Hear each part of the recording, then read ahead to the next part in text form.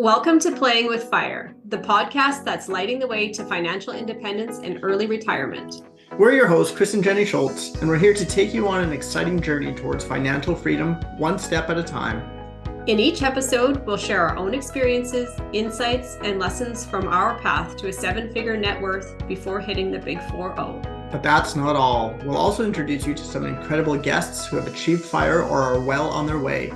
They'll share their stories, strategies, and secrets to success. Our mission is simple: to inspire you, educate you, and entertain you as we explore all things FIRE. We believe that financial independence is a journey anyone can embark on, and we are here to show you the way. So whether you're new to the world of FIRE or a seasoned pro, this podcast is your go-to resource for achieving your financial goals and designing a life you love. Are you ready to ignite your financial future? Then let's dive right in. Welcome to Playing with Fire, where your journey to financial independence and early retirement begins now. Happy New Year! It's Jenny here, and I am so excited that you're joining me on this episode. January is one of my personal favorite times of the year. I love goal setting. I'll admit to being a bit of a nerd when it comes to January and goal setting. You can picture journaling, reflecting, goal posters, or vision boards, you name it. If I feel inspired by it in January, I go all in. But the main piece that guides all of this is intention, and that is what I want to talk about today. Intention moves the dial in the direction that you want to go. It sets the tone, it sets the pace, and it sets the feeling. I'm going to share a little story with you.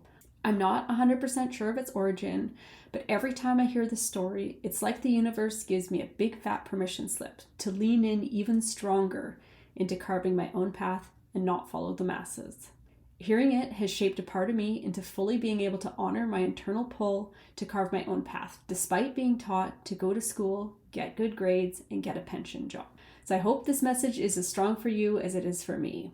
So here is the title: The Mexican Fisherman and the Investment Banker. An American investment banker was at the pier of a small coastal Mexican village when a small boat with just one fisherman docked. Inside the small boat were several large yellowfin tuna. The American complimented the Mexican on the quality of his fish and asked how long it took to catch them. The Mexican replied, "Only a little while." The American then asked why he didn't stay out longer and catch more fish. The Mexican said he had enough to support his family's immediate needs. The American then asked, "But what do you do with the rest of your time?" The Mexican fisherman said, "I sleep late, fish a little, play with my children, take siestas with my wife Maria, stroll into the village each evening where I sip wine and play guitar with my amigos. I have a full and busy life." The American scoffed. "I am a Harvard MBA and could help you. You should spend more time fishing and with the proceeds buy a bigger boat. With the proceeds from the bigger boat, you could buy several boats, and eventually you would have a fleet of fishing boats. And instead of selling your catch to a middleman, you would sell directly to the processor, eventually opening your own cannery. You would control the product, processing, and distribution. You would need to leave this small coastal fishing village and move to Mexico City, then to Los Angeles, and eventually to New York City, where you will run your expanding enterprise." The Mexican fisherman asked, "But how long will this all take?" To which the American replied, 15 to 20 years. "But what then?" asked the Mexican. The American laughed and said, "That's the best part. When the time is right, you would announce an IPO and sell your company stock to the public and become very rich. You would make millions." "Millions? Then what?" The American said, "Then you would retire, move to a small coastal fishing village where you would sleep late, fish a little, play with your kids, take siestas with your wife, stroll to the village in the evenings where you could sip wine and play your guitar with your amigos." Doesn't that story make you pause and think? Feel free to hit pause on me for a moment and go back to listen to it again if you need to. Where in your life could you be a bit more intentional about your end game? And by end game, I mean, what are you working towards? And if you're not enjoying your current path, are there alternate paths you could take to get to your end game?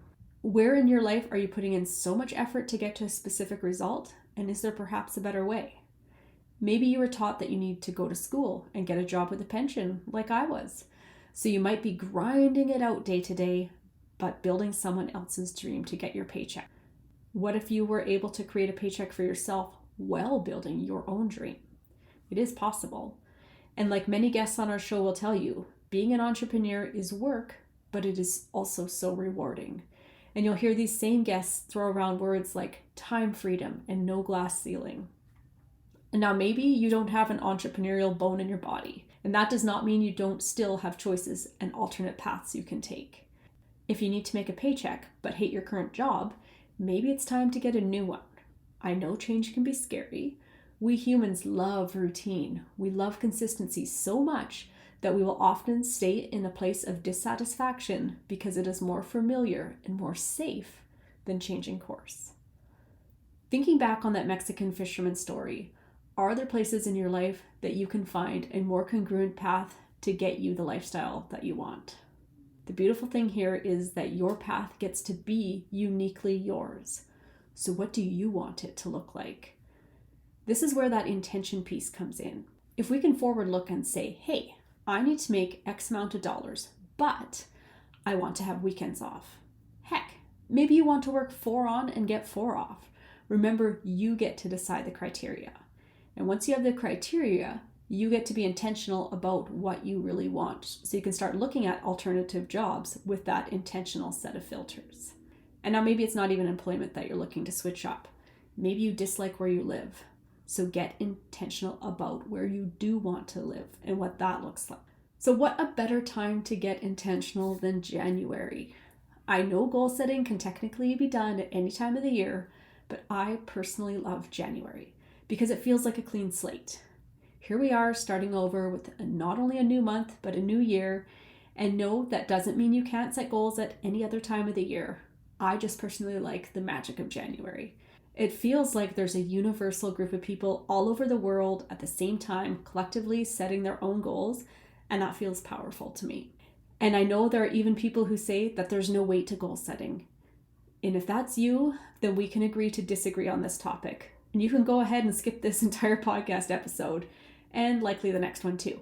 But if you want a fun perspective of intentionally carving out your 2024, then I hope you're getting inspired. What are those areas in your life that you need to shift to be more congruent to you?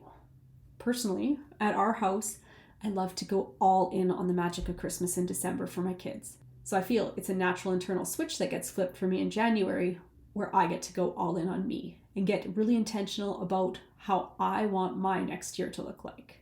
I get intentional about how I want to feel. I get intentional about big goals I want to set. I get intentional about the things I want to go after. I get intentional about planning fun family adventures. And I get intentional about eliminating things that didn't work for me in 2023. And I just have to interrupt myself here for a moment. If you've ever tried to say the word intentional multiple times back to back, it is quite a tongue twister. So I feel like my tongue's getting a crazy workout right now. When I'm setting these goals, it doesn't mean that come December 31st of 2024 that I'm going to have accomplished all the things on my goal setting list. Honestly, most years there are areas that I surpass my planned goals and multiple areas that I come up short. But by looking at my goals annually, I can reflect on where I have come up short and decide if I need to tweak things moving forward. For me, I love to be inspired when I'm working towards a goal. Picture a carrot being dangled in front of a donkey to get it moving forward. That's me. But sometimes I need to change up that carrot if it hasn't been working for me to keep me inspired working towards my goal. So for example, if I want to get in better shape by eating healthier and exercising, which neither of those things sound fun to me, if I simply plot exercise slots into my calendar, that is not going to prompt me to hop onto my elliptical. I just know that about me. So I need to hold the image of something that I want to be, do, or have as a result of me putting in the work to exercise and eat healthy. So the image I hold is being able to confidently get up on my paddleboard in the summertime in my bathing suit in front of other people. That motivates me to stay on track over the winter months. Now that might sound vain, but that visual works for me. And remember, you too get to dig into what works for you. You get to choose your carrot that inspires you. So intention can shape how we make decisions through the year. Say I have a savings goal for an exciting thing or experience. If I'm saving for an epic trip somewhere, it's easier to say no to the extra dinners out or unnecessary frivolous spending throughout the year because I'm intentionally allotting those funds to my vacation. Our oldest, Casey, is currently 7, and he sees me hopping on planes to mastermind across borders throughout the year, and he has expressed that he would like to join in on one of the trips. So I don't plan on buying him a plane ticket anytime soon, but we have discussed what things he needs in place to actually join in on one of those trips. And you will notice that by being intentional about what you want, steps will start to appear. So for Casey and his desire to visit another country, one of his first steps would be to get a passport. That way, if the opportunity arose where he was able to join in on a trip, he'd be ready. So on his goal poster this year, he's putting getting a passport. And he's excited about that because it's an intentional step in the direction towards his bigger goal. And without completing this step, his bigger goal isn't possible. So I encourage you to look at your future plans with intention. Are there places that you can be taking intentional steps towards something that you really want? It doesn't mean you're straight shooting from A to Z. It means that you're intentionally taking steps towards the thing that you want to have or experience. Say you're crossing your fingers for a promotion. Could you be intentionally proactive by working towards extra certificates or credentials that would be a plus in securing you the new position? If you're wanting to learn a new skill, can you sign yourself up for a beginner course somewhere? If you're wanting to leave your current job and make your own income stream, is there a side hustle that you can be putting in place along with your current job to see if it's even viable? For me, being intentional gives me a sense of direction moving throughout the year. It's like an internal compass guiding me and my decisions. If I were not to be intentional with my year and just be dictated by day-to-day life, before I know it, my calendar fills up with kids' activities that Chris has signed us up for, things that life is just throwing at me. So I need to be proactive about the things that I want to do, be, or have so that I can get those things onto the calendar. And one of my favorite check-in reminders I give myself every single month is a single question that pops up on my phone from my calendar, and it says, what do I have in my calendar that lights me up? It is a reminder to me to get those little feel-good pulses of excitement or things that I'm looking forward to keep me in forward momentum. There's simply things like coffee dates with friends or sleepover dates at the lake with one of my kiddos, massages, creative time, little things that fuel me in a positive way. As you can see, I love January for goal setting and getting intentional. And another quirky thing I do leading into a new year is coming up with my word of the year. A lot of people pick just a single word, but me being me likes to choose something that is a play on words, like alliteration or rhyming words, things that make it fun and stick in my head. So for 2024, I've decided that my mantra is going to be strengthening my core in 2024. And that, for me personally, represents my physical core, because I've had 2 babies in the past 7 years. So I would really like to strengthen back up my physical core, is also a mental strengthening of my core. This year, I really want to allow myself to trust my inner voice to become my outer voice. You see, I'm notorious for keeping a lot of things in my head, and in past years, that's where they would have stayed. But as I get older, I'm slowly giving myself permission to fully step into my own voice. So the mantra, strengthening my core in 2024, seems like a fitting intention for me this year. And I'm declaring it to you because by verbalizing it to other people, it makes it more real to me. And it's going to hold me accountable in working with that intention throughout the year. I challenge you to come up with your own mantra or words for 2024. It doesn't have to rhyme. It could simply be the way you want to feel. Think of fun, positive words that you can say back to yourself throughout the year to remind you of the intention that you have set for yourself. And then share your intention with someone.